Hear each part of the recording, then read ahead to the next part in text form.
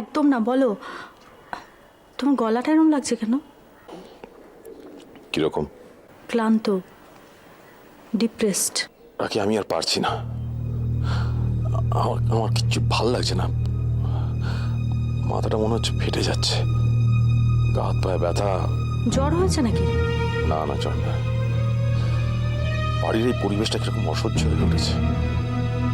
ছেলে ফেল করেছে, মালা কাঁদছে, ছেলে কাঁদছে, দম বন্ধ করা অবস্থা।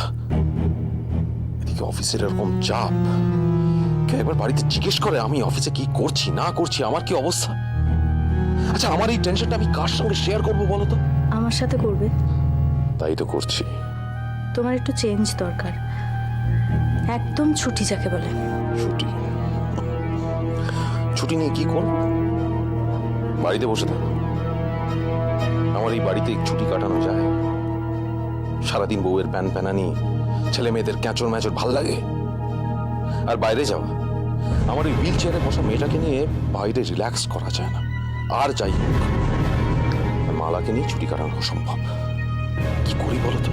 তুমি তো সামনেই শিলিগুড়ি ট্যুরে যাচ্ছ, তখন একটু ফ্রি হতে পারবে। সেখানে তো একা যাচ্ছি, তুমি তো আর থাকছো না। এটা কার দোষ? আমি তো বলেছিলাম আমি যাব, তুমি তো না বলে দিলে। রাখি, লেটস ডু ওয়ান থিং।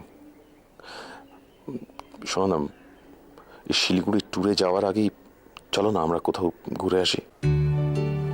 মানে? না মানে, বলছিলাম যে আমি আর তুমি দুজনে কোথাও ঘুরে আসি, হয়তো শিলিগুড়ি যাই। বাড়িতে বলবো ট্যুরে যাচ্ছি, তারপরে না ওখান থেকে ফিরে এসে ছুটিটা কাটিয়ে তারপরে অফিসিয়াল ট্যুরে যাব। খুব একটা খারাপ আইডিয়া নয়। কবে যাবে? আজই। আজই? হ্যাঁ, আজই। বাড়িতে বলবো এমার্জেন্সি মিটিং, বাই রোড যাবো, আমার গাড়িটা আমি নিয়ে নিচ্ছি।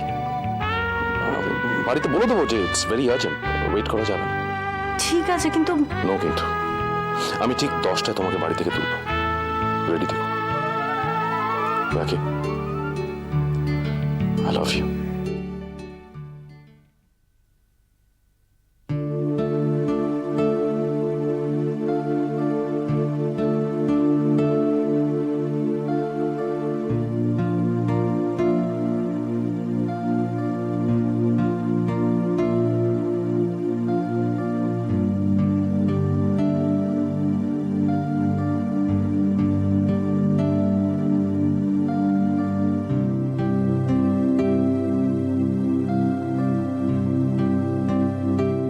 কেন তুমি বুঝতে পারো না সীমা?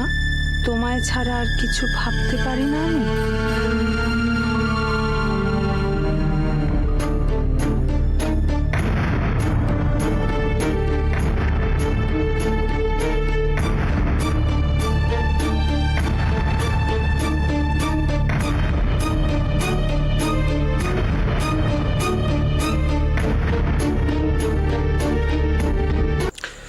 না অসীম, তুমি তো আমার খুব পুরনো লোক, তোমার সব কথা বলা যায়।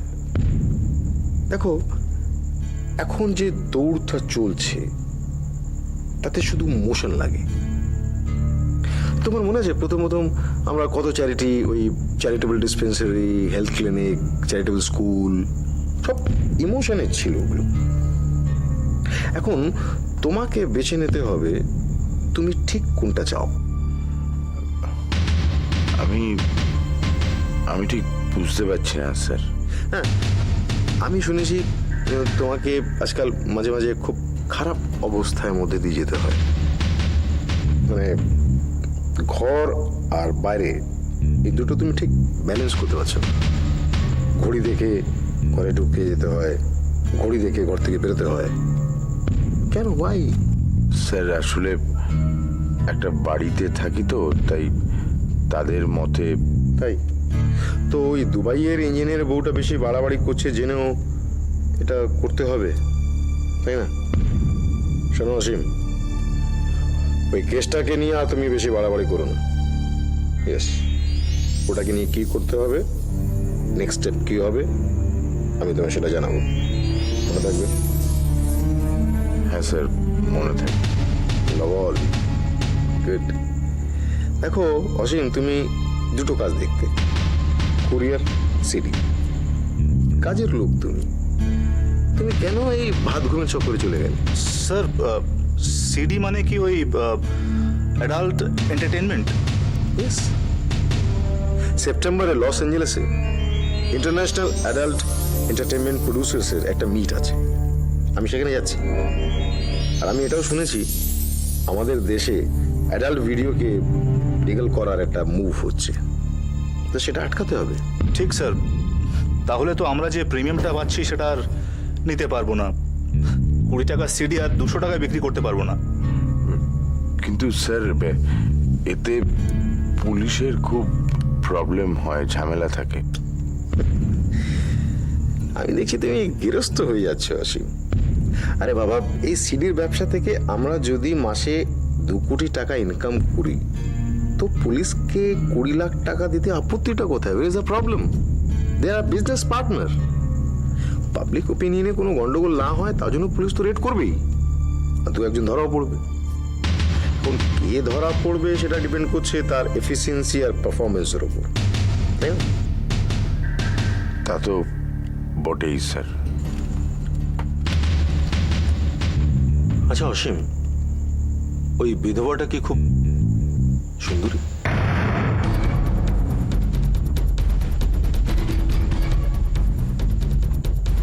না মানে স্যার আসলে বাহ,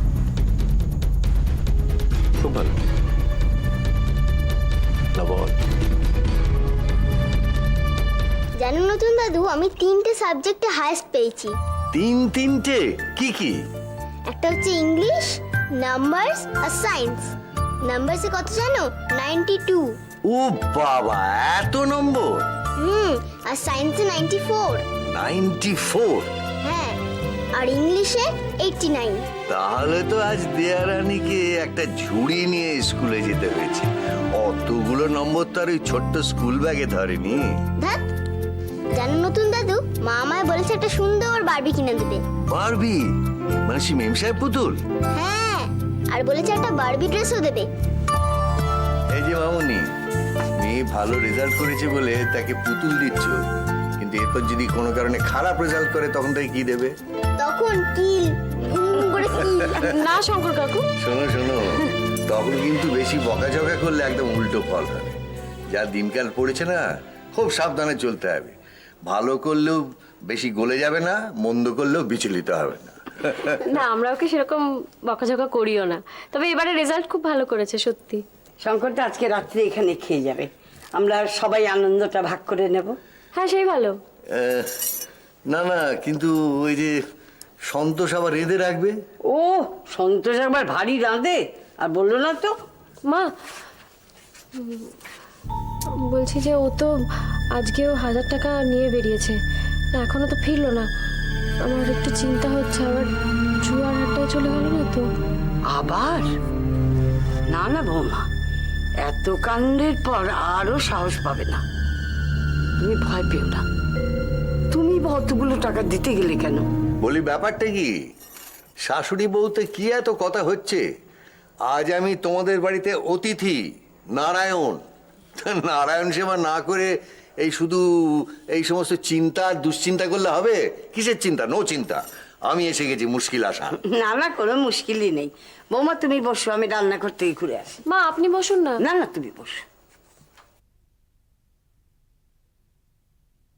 হ্যাঁ রে, তুই নাকি কাল সাদাকে বলছিলি লাল, আর সেদিন নাকি রাত্রি জুড়ে নাক ডেকেছিস বিশ্রী সুরে। তোদের পোষা বেড়ালগুলো শুনছি নাকি বেজায় হুলো, আর এই যে শুনি তোদের বাড়ি কেউ নাকি রাখে না দাড়ি। চুপ রাও তুম, স্পিক টু নট, মার ভরে গে পটাপট।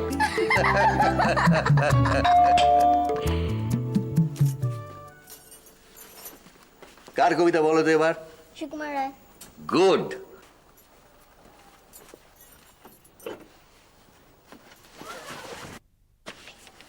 এত দেরি করো না, সে কখন থেকে ধাক্কা দিচ্ছি তো দিচ্ছি।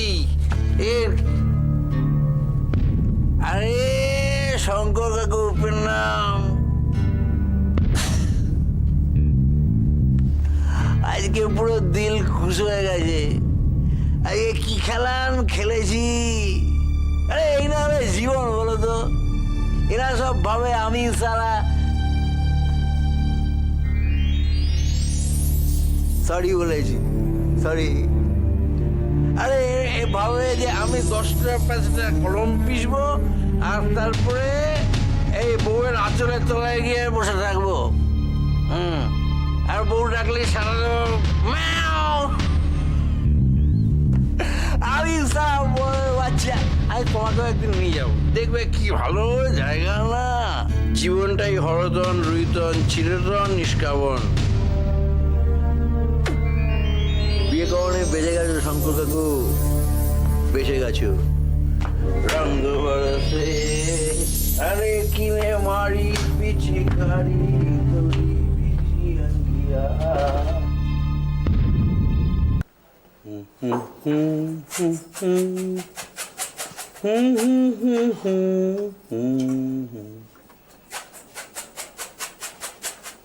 গৌরব, তোর খাতা থেকে ফ্যাঁচ করে একটা পাতা ছিঁড়ে দে তো।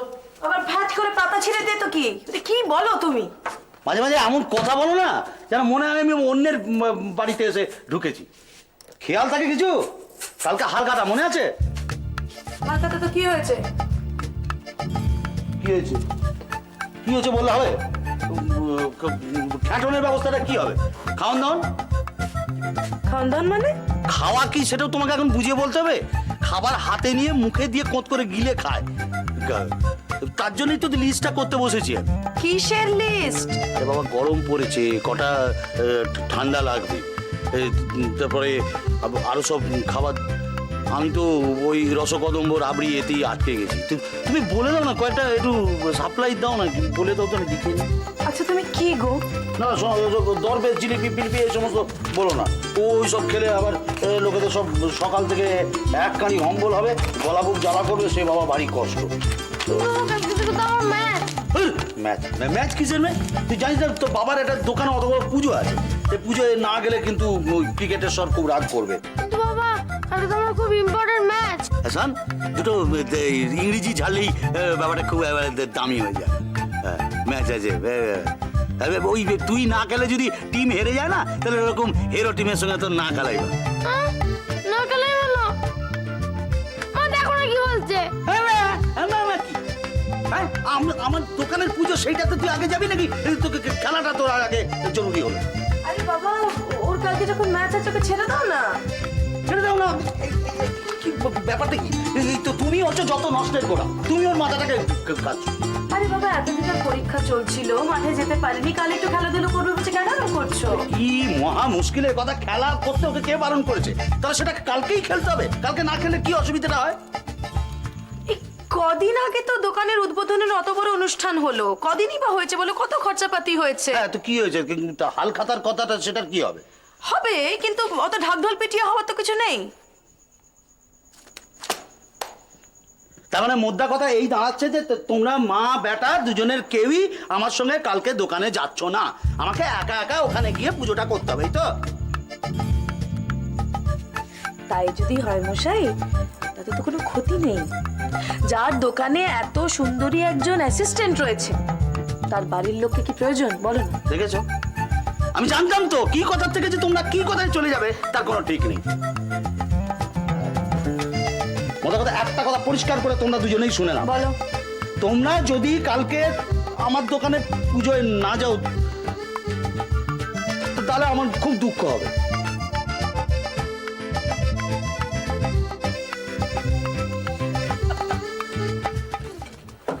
মা, ওমা, খেতে দেবে না? 9:30 বেজে গেছে তো। 9:30 বেজে গেছে? একদম খেয়াল নেই। ভাই কোথায় রে? ঘুমাচ্ছে। যা গিয়ে ভাইকে আর বাবাকে ডাক। শোন, ভাইকে ডাক, বাবাকে আমি ডাকছি। যা। আজ অরিন্দমকে বলে রাজি করাতেই হবে কিউটি স্কুলে বন্ড দেওয়ার জন্য, না হলে ছেলেটার একটা বছর পুরো নষ্ট হয়ে যাবে। ও, তুমি এসে গেছো? আমি তোমার কাছেই যাচ্ছিলাম। কাল সকালে 1 ঘন্টা সময় রেখো তো, কিউটি স্কুলে যেতে হবে। কেন? প্রিন্সিপাল বলেছে যে গার্জেনরা গিয়ে বন্ডে সই করলে তবে কিরিটকে ক্লাসে তুলবে, তাই তো? বিককে চাইতে হবে। দয়া স্যার, দয়া করে আমার ছেলেটাকে পাশ করিয়ে দিন, হাত জোর করে বলতে হবে, তাই তো? ভিক্ষে দয়া টয়া কিছু নয়। এটা স্কুলকে গ্যারান্টি দেবে যে কিরিটের লেখাপড়ার প্রতি আমরা আরো বেশি করে খেয়াল রাখবো। শোনো মালা,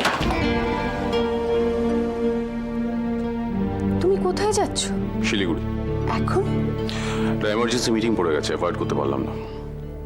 গাড়ি নিয়ে যাচ্ছি বাই রোড। আমায় বলনি তো। তোমার তো ট্যুরে যাওয়ার দেরি ছিল। কবে ফিরছো তুমি?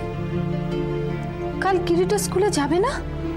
আমি কোনোদিন কারোর কাছে মাথা নিচু করিনি, কোনোদিন করবো না। আমার ছেলে যদি ফেল করে থাকে, ও আরো 1 বছর এই ক্লাসে পড়বে। ডোন্ট এক্সপেক্ট যে আমি ওর স্কুলে যাব। দেখো, এবারে তো কিরিটকে সত্যিই আমরা সেভাবে পড়াতে পারিনি, বলো? আমরা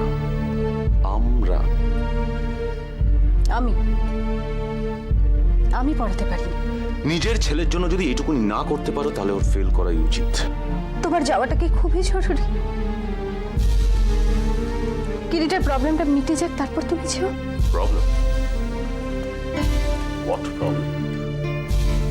কোনোটাই কোনো প্রবলেম নয়। আমি কোনোভাবেই স্কুলে গিয়ে বন্ড সই করবো না। তুমি শোনো, তুমি কালকে যেও। দেখো, এরকম করো না ছেলেটা। অরিন্দম শোনো, তুমি